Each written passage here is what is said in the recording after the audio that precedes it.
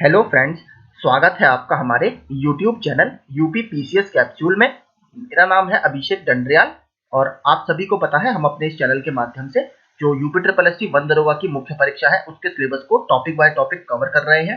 इससे पहले मैं इसके 3 वीडियोस बना चुका हूं, तो अगर आपने अभी तक वो नहीं देखे हैं तो आप हमारी प्लेलिस्ट में जाकर वो देख सकते हैं। आज हम जो बात करेंगे वो जो चौथा टॉपिक है reserved forest and protected forest, इसके बारे में बात करेंगे। आपका आरक्षित वन और संरक्षित वन इनको हिंदी में बोला जाता है। लेकिन मैं आपको एक चीज बता दूं, आप अगर देखेंगे जो 8वां हमारा टॉपिक है उसमें एक आपका जो टॉपिक है सब टॉपिक है वो है इंडियन फॉरेस्ट एक्ट। तो इसको मुझे इसके साथ लिंक करके ही आपको पढ़ाना पड़ेगा, क्योंकि इंडियन फॉरेस्ट एक्ट के अंतर्गत ही जो वन है उनको 3 भागों में बांटा जाता है, रिजर्व फॉरेस्ट, प्रोटेक्टेड फॉरेस्ट और आपका विलेज फॉरेस्ट। तो हमें इसको ही पढ़ना पड़ेगा, इसलिए मैंने देखिए टाइटल में लिख दिया है कि हमारा टॉपिक 4 है ये, और थोड़ा सा पोर्शन हम टॉपिक 8 का भी यहीं पर डिस्कस कर लेंगे। बाकी ये दोनों फॉरेस्ट कंजर्वेशन एक्ट और वाइल्ड लाइफ प्रोटेक्शन एक्ट ये मैं आपको बाद में पढ़ा दूंगा। आज हम डिस्कस करेंगे इंडियन फॉरेस्ट एक्ट और उसके अंतर्गत जो रिजर्व फॉरेस्ट है और प्रोटेक्टेड फॉरेस्ट है उनके बारे में। ठीक है, तो चलिए शुरू करते हैं।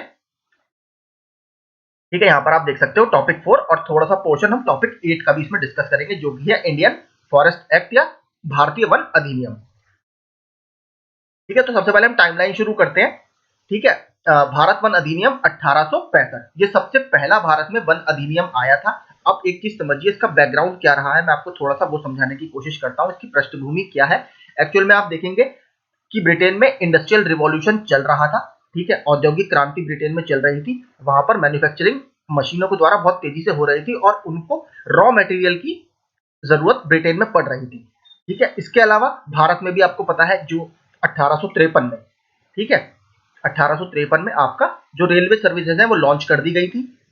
ठीक है, तो उसके लिए भी कहीं ना कहीं उसके स्लीपर वगैरह बनाने के लिए, उसकी बर्थ वगैरह बनाने के लिए अंग्रेजों को रॉ मटेरियल की आवश्यकता थी, जो कि कहीं ना कहीं हमें वनों से प्राप्त होता था। तो इसके लिए ब्रिटिश सरकार ने कि वनों का हम एक तरह से कैसे बेटर यूटिलाइजेशन कर सकते हैं, कैसे हम इससे राजस्व जनरेट कर सकते हैं या उससे हमें कैसे आय हो सकती है, उस पर ब्रिटिश सरकार ने विचार करना शुरू किया। तो ठीक है, इसी हम कह सकते हैं संबंध में 1864 में, ठीक है, सबसे पहले इंपीरियल फॉरेस्ट डिपार्टमेंट की स्थापना की गई। ठीक है, ताकि हम वनों की एक साइंटिफिक मैनेजमेंट या साइंटिफिक स्टडी कर पाए। और 1866 में एक थोड़ा सा ये फैक्ट है, 1866 में डॉक्टर डाइट्रिच, ठीक है, इसको आप नाम को याद रखिएगा, डाइट्रिच ब्रैंडिस, ठीक है, इनको IG inspector general of forest बनाया गया। ठीक है, तो ये नाम आप थोड़ा सा याद रखिएगा। इस इंपीरियल फॉरेस्ट डिपार्टमेंट के अधिकारी के रूप में IG inspector general of forest Dietrich Brandis को बनाया गया। ठीक है, इस विभाग ने क्या काम करना शुरू किया, इसने विभिन्न मंडलों द्वारा वनों पर ब्रिटिश नियंत्रण स्थापित करने का प्रयास किया। जो जितने भी वन थे उस पर ब्रिटिश कंट्रोल कैसे किया जाए उसका इन्होंने प्रयास किया, और ये सन 1865 के अधिनियम के अंतर्गत ही शुरू हुआ। ठीक है, तो 1864 में इंपीरियल फॉरेस्ट डिपार्टमेंट की स्थापना की गई और 1865 में जो भारतीय वन अधिनियम आया पहला, ठीक है, उसके तहत इस इंपीरियल फॉरेस्ट डिपार्टमेंट को पावर्स दे दी गई कि आप विभिन्न मंडलों द्वारा वनों पर कैसे ब्रिटिश नियंत्रण को स्थापित कर सकते हैं। ठीक है, दूसरा क्या पॉइंट है अधिनियम का इंपॉर्टेंट, इसने ब्रिटिश सरकार को वृक्षों से आच्छादित किसी भी भूमि को सरकारी जंगल या गवर्नमेंट फॉरेस्ट घोषित करने और उसके प्रबंधन के लिए नियम बनाने का अधिकार दिया। ठीक है, तो ये अधिनियम जो आया 1865 वाला, ये सबसे पहला अधिनियम था और इसके 2 मुख्य पॉइंट मैंने आपको बता दिए। इस फैक्ट को आप जरूर याद कर लीजिएगा। 1866 में डाइट्रिच ब्रैंडिस ने आईजी ऑफ फॉरेस्ट को इनको बनाया गया। ठीक है, इसके बाद देखिए थोड़ा सा और इंपॉर्टेंट पॉइंट है 1867 में। ठीक है, जब ब्रिटिश सरकार को लगा कि भारत बहुत बड़ी कंट्री है और यहाँ पर जो बायोडाइवर्सिटी है, जैव विविधता भी काफी है और यहाँ पर फॉरेस्ट रिसोर्स या जो आपके वन संसाधन है वो काफी ज्यादा है, तो उसके लिए उन्होंने 1867 में इंपीरियल फॉरेस्ट सर्विस, ठीक है, इंपीरियल फॉरेस्ट सर्विस का गठन किया सन 1867 में। ठीक है, जैसे हमारा इंडियन सिविल सर्विसेज है, इसी तरीके से जिसको आज हम आप इंडियन फॉरेस्ट सर्विस के नाम से जानते हो, IOFS बोलते हैं इसको। ठीक है, वही उसका गठन 1867 में किया गया है, इसी के बीच में। इसके बाद 1865 का जो वन अधिनियम था, इसमें पहली बार संशोधन किया गया 1878 में, और दूसरा भारतीय वन अधिनियम 1878 में लाया गया। उसके कुछ प्रमुख प्रोविजन थे वो हम देखते हैं। वर्ष 1878 के वन अधिनियम द्वारा ब्रिटिश प्रशासन ने सभी बंजर भूमि की संप्रभुता हासिल कर ली जिसमें परिभाषित वन भी शामिल थे। इस अधिनियम ने प्रशासन को आरक्षित और संरक्षित वनों का सीमांकन करने में भी सक्षम बनाया। ये काफी इंपॉर्टेंट पॉइंट है। ठीक है, संरक्षित वनों के मामले में स्थानीय लोगों के अधिकारों को वापस ले लिया गया था, जबकि कुछ विशेषाधिकार जो सरकार द्वारा स्थानीय लोगों को, यानी जो आपकी जनजातीय जनसंख्या थी जो वहां पर निवास करती थी, उनको दिए गए थे, जिन्हें कभी भी वापस लिया जा सकता था। थोड़े बहुत राइट उन्हें दिए भी गए थे, राइट्स दिए भी गए थे, लेकिन उन्हें भी कभी भी ब्रिटिश सरकार वापस ले सकती थी। ठीक है, अगला देखते हैं। इस अधिनियम ने वनों को 3 श्रेणियों, देखिए यहीं से आपका जो सिलेबस है वो निकल कर आएगा। आपके सिलेबस में आरक्षित वन और संरक्षित वन टॉपिक दिया हुआ है, टॉपिक 4। ठीक है, तो वो यहीं से निकल कर आता है। 1878 का जो वन अधिनियम है उसने ही वनों को 3 श्रेणियों में बांटा है। पहला है आरक्षित वन, दूसरा संरक्षित वनों और तीसरा ग्राम वन। तो इन 3 कैटेगरीज में अगर आपसे पूछा जाए, देखिए फैक्चुअल क्वेश्चन यहाँ से बन सकता है कि कौन से अधिनियम के तहत ये बांटे गए हैं, तो भारतीय वन अधिनियम 1878 में ये बांटा गया था। इस 3 भागों में इसको वर्गीकृत किया। इसने वनवासियों द्वारा वनोपज के संग्रहण को विनियमित या रेगुलेट करने का प्रयास किया और इस नीति में वनों पर राज्य नियंत्रण यानी स्टेट कंट्रोल को स्थापित करने के लिए अपराध और कारावास तथा जुर्माने के रूप में घोषित कुछ गतिविधियां लागू की गई। यानी अगर जो ब्रिटिश सरकार ने पैरामीटर्स या ब्रिटिश सरकार ने गाइडलाइंस जारी की हैं, अगर आप उसके अलावा कुछ करते हो तो उस पर आपको एज अ क्राइम लिया जाएगा, उसमें आपको जेल हो सकती है और जुर्माने के रूप में भी उन लोगों से कुछ ना कुछ लिया जा सकता है। इस तरह की गतिविधियां 1878 के इस अधिनियम में शामिल की गई। इसके बाद हमारा तीसरा अधिनियम आता है, जो हम 1865 वाले अधिनियम को पहली बार संशोधित कर 1878 में लाते हैं और फिर दूसरी बार इसको संशोधित कर 1927 का भारतीय वन अधिनियम लाया जाता है। ये आपके लिए सबसे इंपॉर्टेंट है क्योंकि इससे भी आपके काफी प्रश्न बनने की उम्मीद है। ठीक है, चलिए देखते हैं। भारतीय वन अधिनियम 1927 का उद्देश्य वनोत्पाद की आवाजाही को नियंत्रित करना, उस पर शुल्क लगाना था। यह किसी क्षेत्र को आरक्षित वन, संरक्षित वन या ग्राम वन के रूप में घोषित करने के लिए अपनाई जाने वाली प्रक्रिया की भी व्याख्या करता है। यानी ऊपर वाले जो एक्ट था उसमें अगर आप ध्यान देंगे तो उसमें वनों को 3 भागों में बांटा गया और उसमें देखिए कमी ये थी कि पूरे क्लियर पैरामीटर्स नहीं थे कि किन आधार पर आप इसको बांट सकते हो। लेकिन जो 1927 का अधिनियम आया उसमें ये बात की गई कि आरक्षित वन, संरक्षित वन और ग्राम वन के रूप में अगर आपको वनों को बांटना है तो उसके लिए क्या प्रक्रिया आप अपनाओगे, क्या प्रोसेस आप अपनाओगे, उसको क्लियरली लेट डाउन 1927 के इस एक्ट में किया गया। आगे देखते हैं। इस अधिनियम में वन अपराध क्या है, यानी फॉरेस्ट क्राइम आपका क्या है, किसी आरक्षित वन के अंदर कौन से कार्य निषिद्ध हैं या प्रोहिबिटेड हैं, मतलब किस कार्यों को आप आरक्षित वनों के अंतर्गत नहीं कर सकते या रिजर्व फॉरेस्ट के अंतर्गत नहीं कर सकते, और अधिनियम के प्रावधानों के उल्लंघन पर दंडनीय है का विवरण दिया गया। यानी कौन सा अपराध वहां पर आपका दंडनीय है उसका विवरण इसमें पूरा दिया गया है। ये वही है, देखिए 1865 में वन अधिनियम लागू होने के बाद इसमें 2 बार 1878 और 1927 में संशोधन किया गया था। आगे देखते हैं। इसे वन कानूनों को अधिक प्रभावी बनाने, यानी जो 1878 में हमारा अधिनियम आया था उसमें जो गाइडलाइंस दी गई थी उसको और अधिक प्रभावी बनाने और पूर्व के वन कानूनों में सुधार करने के लिए अधिनियमित किया गया था। गांवों के समुदायों को जंगलों के साथ उनके युगों पुराने साथ रहने वाले संघों से अलग कर दिया गया। मुख्य रूप से वन निर्भर समुदायों को वनों के स्थानीय उपयोग को रोकने के लिए अधिनियम में और संशोधन किए गए। तो देखिए कहने के लिए तो ये साइंटिफिक मैनेजमेंट के लिए, फॉरेस्ट के कंजर्वेशन के लिए इसमें बात की गई थी, लेकिन असली उद्देश्य अब आपको समझ में आ रहा होगा। जो ब्रिटिश सरकार थी उसको रॉ मटेरियल या कच्चे माल की बहुत ज्यादा जरूरत थी, तो उन्होंने जो जंगल थे वहां पर पेनिट्रेट करना शुरू कर दिया, जिससे वहां पर रहने वाले जो जनजातीय समुदाय थे उसको काफी परेशानियों का सामना करना पड़ा। और ये एक बहुत बड़ा कारण भी रहा है। अगर आपने मॉडर्न इंडिया पढ़ा होगा या आधुनिक भारत का इतिहास पढ़ा होगा, जो जनजातीय विद्रोह हमारे यहाँ हुए हैं, ठीक है, जो जनजातीय विद्रोह हुए हैं, तो कहीं ना कहीं वो इन्हीं ब्रिटिश सरकार की जो एक तरह से नीतियां थी या अवसरवादी नीतियां थी उनका ही एक परिणाम था या उसका ही एक आउटकम था, जिससे आपको ये समझ में आ रहा होगा। उन्होंने उनके अधिकार छीन लिए, उनको वहां से जो फॉरेस्ट प्रोड्यूस हम बोलते हैं, एमएफपी इनको बोला जाता है इंग्लिश में, ठीक है, माइनर फॉरेस्ट प्रोड्यूस, ठीक है।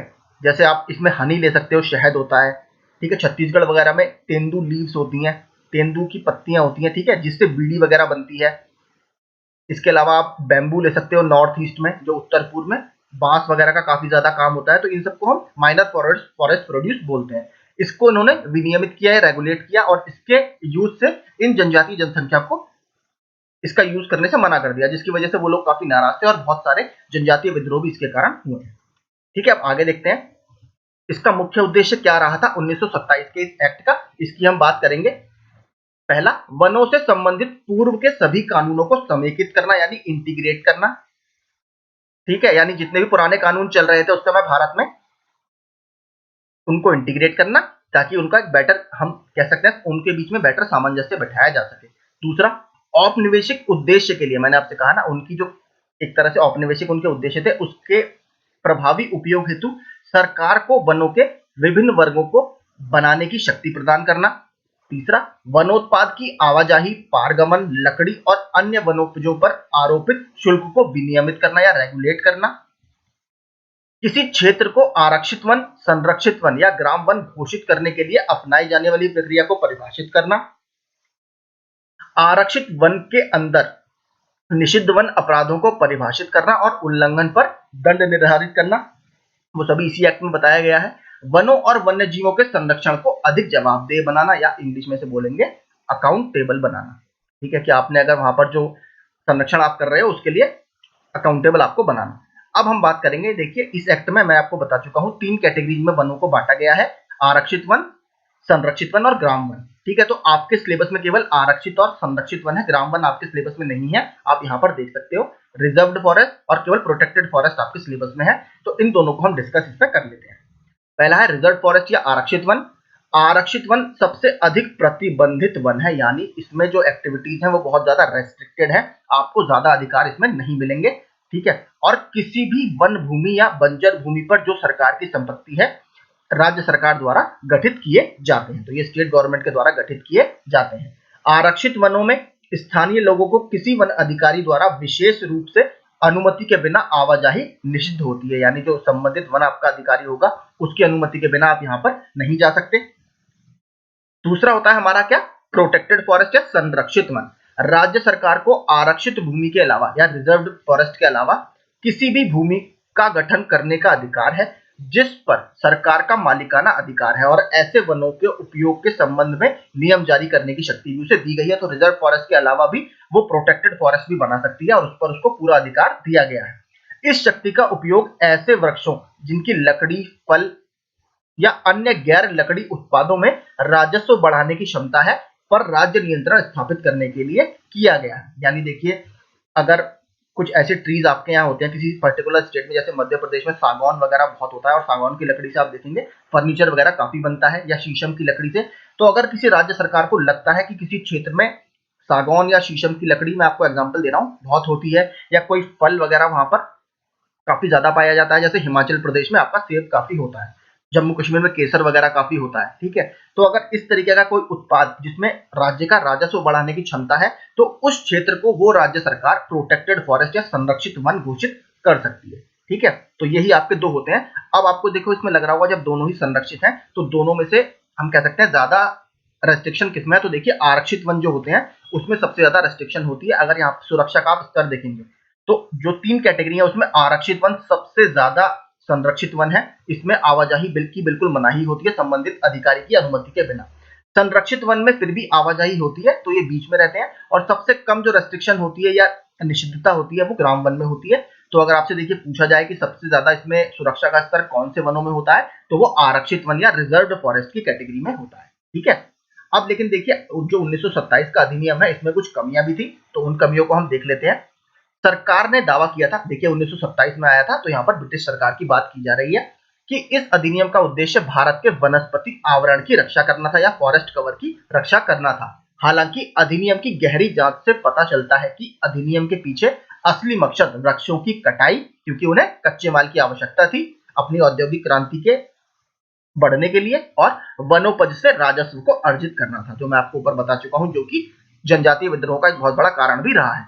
इस अधिनियम ने वन नौकरशाही को, या जो फॉरेस्ट के अधिकारी होते हैं, भारी विवेक और शक्ति प्रदान कर दी, यानी डिस्क्रिशनरी पावर इसको बोला जाता है इंग्लिश में, जिसके कारण अक्सर वनवासियों का उत्पीड़न होता था। इसके अलावा इसने खानाबदोशों और आदिवासियों को वनों और वन उपज का उपयोग करने से उनके सदियों पुराने अधिकारों और विशेषाधिकारों से वंचित कर दिया। ये भी बहुत बड़ा कारण हमारे जनजातीय विद्रोह का रहेगा। अगर आप पढ़ेंगे तो ये सारे कारण आपको उसमें दिख जाएंगे आधुनिक भारत के इतिहास में। लकड़ी से होने वाली राजस्व आय ने अन्य मूल्यों, जैसे देखिए आपने वन काटे तो आपको राजस्व तो मिला, लेकिन अगर इस राजस्व का थोड़ा सा भी उपयोग आप दोबारा, हम कह सकते हैं वनारोपण करने में, प्लांटेशन करने में यूज करते हैं तो इतनी दिक्कत नहीं होती, लेकिन आपने उसका उपयोग केवल अपने एक तरह से इंडस्ट्रियल रिवॉल्यूशन या औद्योगिक क्रांति को बढ़ाने के लिए किया, जिससे जैव विविधता, बायोडाइवर्सिटी बोलते हैं इंग्लिश में, मिट्टी के कटाव की रोकथाम, इसे बोलते हैं सॉइल इरोजन, इसकी अनदेखी बिल्कुल कर दी गई, जिससे भारत में लगातार पर्यावरण का क्षरण होता चला गया। और देखिए इसीलिए ये जो 1927 का एक्ट था, इसका जो मुख्य उद्देश्य था तो वो ब्रिटिश हितों की एक तरह से रक्षा कर रहा था, लेकिन इसीलिए जब भारत आजाद हुआ तो उसने आजाद होने के थोड़े दिन, लगभग 4 से 5 साल बाद 1952 में आपका राष्ट्रीय वन नीति अपनी घोषित कर दी, जिसमें भारत के हितों को साधा गया था। ठीक है, राष्ट्रीय वन नीति आपकी इसमें घोषित कर दी गई थी 1952 में, जो मैं आपको पहले पार्ट में पढ़ा चुका हूँ।